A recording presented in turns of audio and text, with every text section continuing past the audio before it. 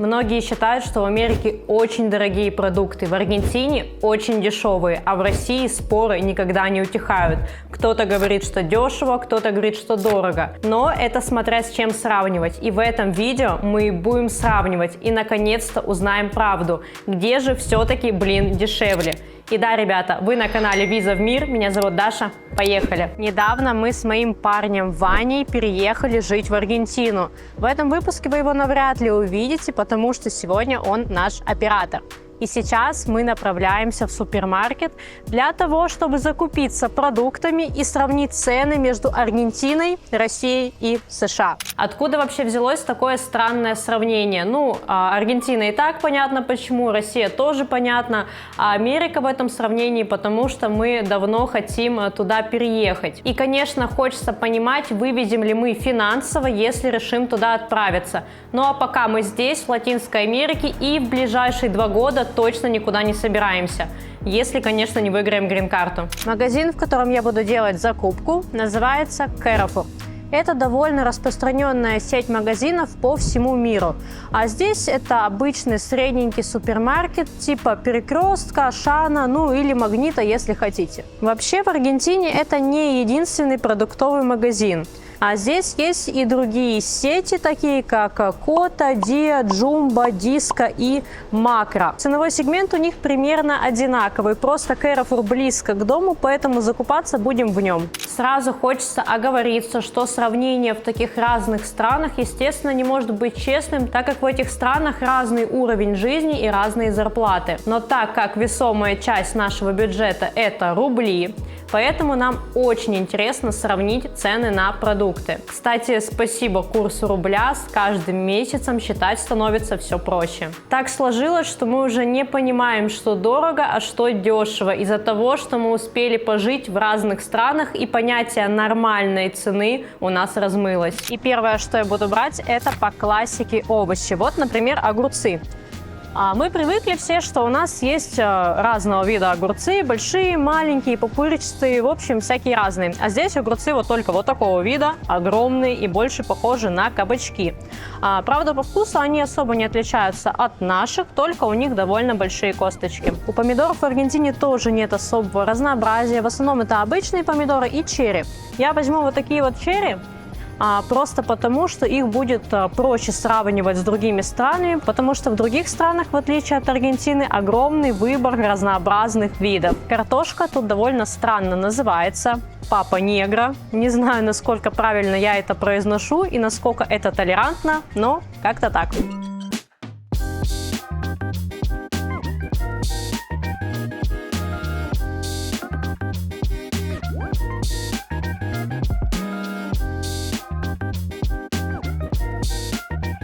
Сравнивать я буду с такими популярными сетями магазинов, как Walmart в США и Перекресток в России. Еще раз хочу подчеркнуть, что сравнение не будет до конца объективным по ряду причин. Например, это местоположение. Я думаю, все понимают, что цены в Москве будут отличаться от цен на Камчатке. То же самое и касается Америки. Мы находимся в городе Буэнос-Айрес, это столица Аргентины, поэтому мы посчитали, что логичнее всего будет сравнить с Москвой. А в Америке мы выбрали город Лос-Анджелес, потому что это тоже очень крупный город, и там проживает, наверное, самое большое количество русскоязычных иммигрантов. Также где-то могут незначительно отличаться граммовки из-за того, что в Америке используют другую систему измерения. Вместо граммов и килограммов, фунты и унции. Но я все равно постаралась максимально точно все посчитать. Начнем наше сравнение с овощей и фруктов. Я немножко буду подсматривать в ноутбук, так как у меня здесь цены. Например, смотрите, огурец, вот такой вот огурец, здесь у нас стоил 48 центов за вот такую вот штуку. В России такой огурец будет стоить 82 цента. А в Америке 98 центов за штуку, примерно 300 грамм. Поехали дальше. В Аргентине помидоры черри стоят $4.89 за килограмм. В России это будет 10 долларов и 63 цента, что офигеть как много. Это была первая неожиданность для меня. В Америке же помидорки черри будут стоить 3 доллара и 82 цента. Картошка здесь стоит 80 центов за килограмм. В России 53 цента за килограмм. А в Америке 1 доллар и 47 центов. Репчатый лук здесь, в Аргентине, стоит 1 доллар и 20 центов за килограмм. В России же всего 42 цента за килограмм. А в Америке 1 доллар и 82 цента. Морковку мы не покупали, но я знаю, что многие ее любят и едят, поэтому цену мы взяли из интернет-магазина. Здесь она стоит 99 центов за килограмм. В России 85 центов, а в Америке 1 доллар и 96 центов. В Аргентине белокочанная капуста стоит 1 доллар и 30 центов за килограмм. В России же 95 центов за килограмм, а в США 1 доллар и 74 цента за килограмм. Яблоки в Аргентине стоят 1 доллар и 55 центов за килограмм. В России доллар и 27 центов, а в США 2 доллара и 74 цента. Бананы у нас здесь в Аргентине стоят 2 доллара за килограмм. В России доллар и 75 центов, а в Америке доллар 16 центов. Следующий отдел молочки. Тут довольно странное ценообразование на молоко. Цены очень сильно разнятся в зависимости от производителя. Примерно от доллара и аж до 3 долларов. Но по вкусу все они одинаковые, и берем мы обычно вот такое вот. Одно из самых дешевых. Творога здесь нет, поэтому я приспособилась использовать вот такую вот рикотту. Она отлично подходит для сырников либо творожной запеканки. А на самом деле по вкусу она мне нравится даже больше, потому что у нее нет вот этого вот кисломолочного привкуса. Вообще кисломолочка за границей не особо-то пользуется спросом. Например, кефира здесь тоже нет. Из сыров возьму по классике гауду. Вообще здесь довольно много различных сыров. Это сыры с плесенью, различные бри, вот, например. Вот такой. Так что, если вы любитель сыров, вам здесь точно понравится. Еще возьму моцареллу. Здесь ее офигеть как много разных видов. Мы еще не определились со своим фаворитом, поэтому возьму в этот раз какую-нибудь вот такую.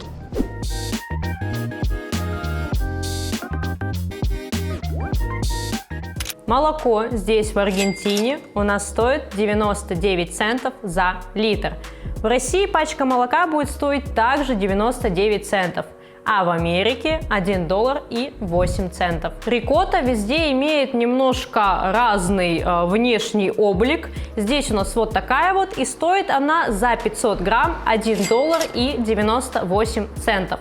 В России пачка такая же 500-граммовая будет стоить 3 доллара и 72 цента, а в Америке 3 доллара и 14 центов также за 500 грамм. Сливочное масло у нас здесь стоит 1 доллар и 90 центов за пачку из 200 грамм. В России такая же пачка будет стоить 2 доллара и 12 центов, а в США 2 доллара и 37 центов. Пачка моцареллы здесь мы взяли вот такую вот огромную, но сравнивать мы будем по 250 грамм для удобства. 250 грамм вот такой вот моцареллы здесь будет стоить 1 доллар и 47 центов. В России 4 доллара и 25 центов. А в Америке 2 доллара и 43 цента. Гауду мы тоже нашли только вот такой вот огроменный кусок. Сравнивать тоже будем за 200 грамм. 200 грамм вот такой вот гауды здесь стоит 3 доллара и 6 центов. В России 2 доллара 34 цента. А в Америке 3 доллара и 45 центов. Из гарниров я уже успела взять рис и макароны, а в этом отделе продается вода. И лично для меня ценник на воду в Аргентине какой-то просто космический. За бутылку 6 литров можно отдать до 6 долларов. Ну а мы возьмем самую дешевую из имеющихся, вот такую вот. Ой, тяжело. Еще тут есть вот такая вот прикольная минералка. Вот так она выглядит. Из нее можно делать всякие газированные коктейли. Вот сюда вот нажимаешь, и вот отсюда идет газированная вода. Очень удобно, и газы в такой бутылке не выветриваются. А теперь хлеб. Хлеб, конечно, всему голова, но только не в Аргентине. А здесь хлеб не пользуется почетом и особой славой, хотя вся страна обожает выпечку. Наверное, потому что цены на него просто космос. Цена за обычную булку хлеба может достигать $6. Да и хлеб наподобие нашего бородинского вы тут навряд ли найдете. Мы сегодня возьмем самый дешевый. Вот я нашла вот такой вот. Его и возьмем. Самая животрепещущая тема, и не только в России, это яйца. И обычно они стоят здесь. На сегодня это молоко. И я уже, если честно, час хожу по магазину и никак не могу найти яйца. Я спросила, и мне сказали, что яиц сегодня нет. Но мы обязательно их купим в другой день, чтобы вам показать и сравнить. Рис здесь стоит $1.89 за килограмм. В России это будет $4.04 тоже за килограмм. Ну а в Америке $3.76. Макароны у нас здесь стоят 97 центов за вот такую вот пачку. В России это будет 63 цента за подобную пачку. Ну а в Америке $1.18. Ну а если мы возьмем такие брендированные макароны, как Барилла, мы их не брали, но цену для вас нашли. А здесь пачка из 450 грамм будет стоить аж $8.71. Офигеть! В России такая же пачка будет стоить $1.17.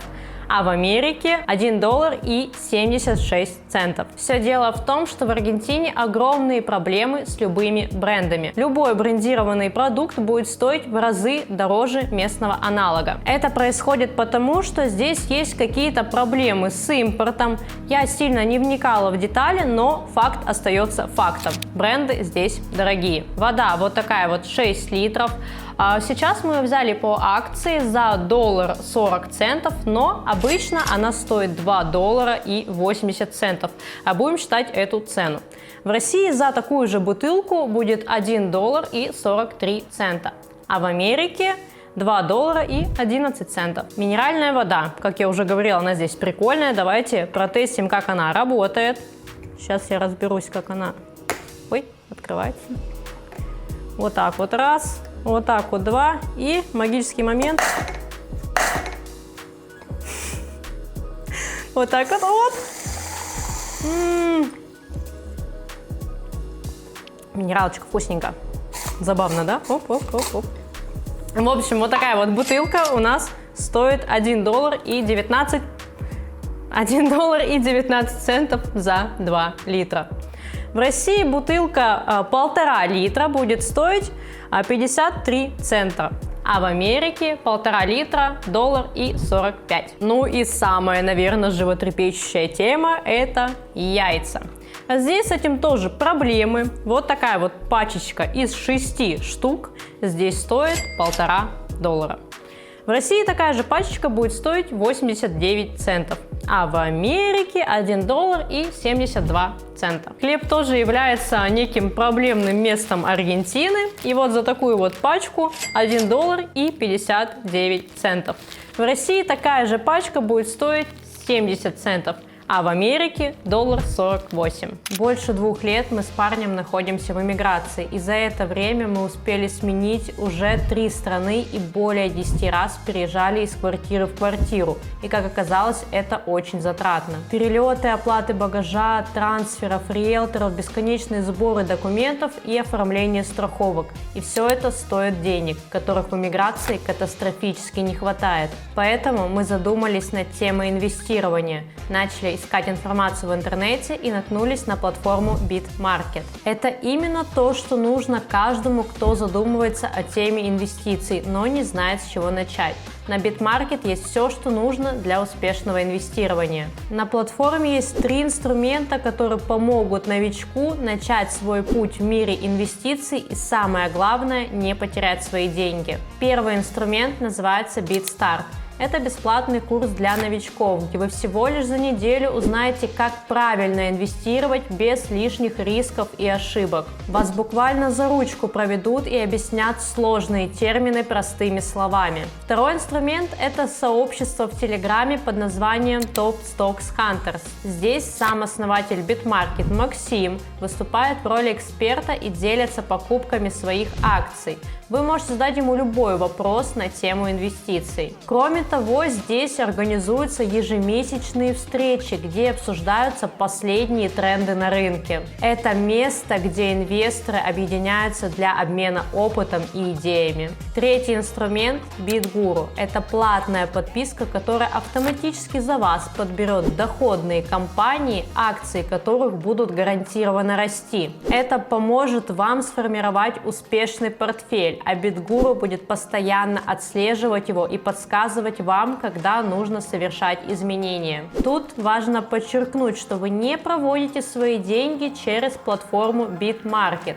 Акции вы покупаете через своего брокера, а BitMarket просто помогает вам выбрать лучшие компании для инвестиций. В описании к этому видео будет ссылка на платформу BitMarket, где вы сможете пройти бесплатное обучение. Также будет ссылка на бесплатное Telegram-сообщество. И отдельно будет ссылка, перейдя по которой вы сможете приобрести подписку на инструмент BitGuru. Подписка стоит 14 евро в месяц, но по нашей ссылке она вам обойдется всего в 1 евро в первый месяц. Пользуйтесь на здоровье. Для тех, кто любит выпить, в Аргентине огромное количество разного алкоголя, в том числе вина. Вы только посмотрите, это все местные производители. Обалдеть! Я возьму какую-нибудь вот такую вот бутылочку розового вина. Также тут есть игристое вино, вот такой вот шандон местного разлива из Мендозы. Пойдемте еще посмотрим. Вот я вижу, что есть всеми известная водка Абсолют с лаймом, почему-то под замком. Ликер с местным Дульче де Лече в пластиковой упаковке почему-то. Различные виды водки. Джек Дэниелс также есть виски. Вот это вот, я знаю, водка Смирнов, лимончелло, знаю, многие любят. Для любителей слабоалкогольных напитков также есть всеми известные бренды, типа Короны Экстра, насколько я знаю, классический Хайникен, Миллер. И также тут есть всякие прикольные баночки. Мы, конечно, пиво не пьем, но вы посмотрите, какие они цветные и прикольные. Где-то есть, я знаю, крафтовое пиво, где-то обычное. Смотрите, какая коробка. Так и хочется кому-то подарить. Розовое вино местного производства здесь стоит $2.50. Я буду сравнивать с местными винами в России и США. В России местное вино стоит $6.73 за бутылку, а в Америке $6.82. Из алкоголя мы больше ничего не покупали, но для вас я покажу цены. Например, банка пива Бад или Бадельвейзер стоит $1.78 за банку здесь, в США $1.02 и в России 77 центов за банку. Водка Абсолют здесь стоит $22.29 за 0,7. В России такая же бутылка будет стоить $16.31, а в США $15.98. Виски я решила сравнить с фирмы Джеймисон. Здесь бутылка 0,7 будет стоить $36.59. В России такая же бутылка будет стоить $29.36, а в Америке $18.63. Теперь время вкусняшек. Традиционная сладость в Аргентине – так называемая Дульче де Лече. Это что-то типа вареной сгущенки с карамелью по-нашему. Здесь огромное количество разных видов, разных фирм, но нам по вкусу вот такая вот. Ее и возьмем.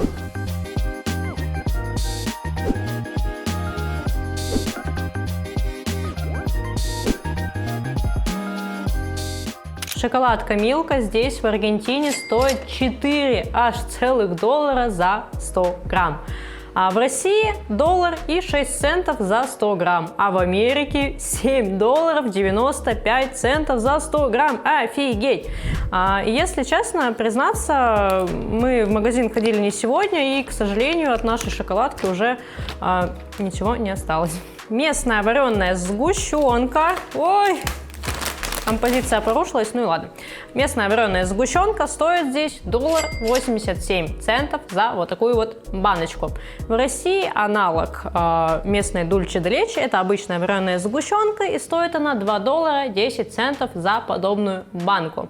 В Америке это будет $3.53. Обычное сгущенное молоко здесь в магазине не оказалось его, но мы нашли в интернет-магазине цены за банку. А банка стоит $1.16 здесь. В России будет $1.43 за банку, а в Америке $1.32. Также решили сравнить такой брендовый продукт, как Нутелла. Его тоже в магазине у нас не оказалось, и цена его $7.25 за банку 350 грамм. В России аналогичная банка будет тоже стоить $7.02, а в Америке $4.12. Большая пачка чипсов стала для меня самым большим удивлением здесь, в Аргентине. Вот такая вот пачка стоит $3,5. Офигеть! Наверное, это первый и последний раз, когда мы купили чипсы Lay's. В России такая же пачка будет стоить $1.70, а в Америке $1.93. Пачка Орео стоит 99 центов за 100 грамм. В России $1.06, а в Америке $1.05. Банка колы здесь стоит $1.15. В России $1.22, а в Америке 57 центов. И самый главный отдел – это отдел мяса. Самое дешевое мясо в данный момент – это свинина.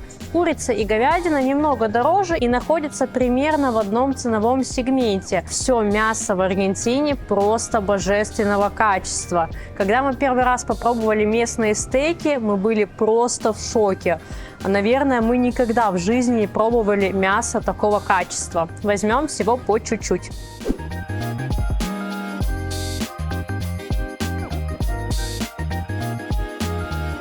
Подавляющее большинство славян, что сюда приезжают, постоянно жалуются на то, что здесь невкусные колбасные изделия, но я их мнение абсолютно не разделяю. По-моему, очень даже и вкусные. Возьмем и сосиски, и ветчину, и солями. Перед тем, как сравнить цены на мясо и рыбу, я хочу показать вам одно место.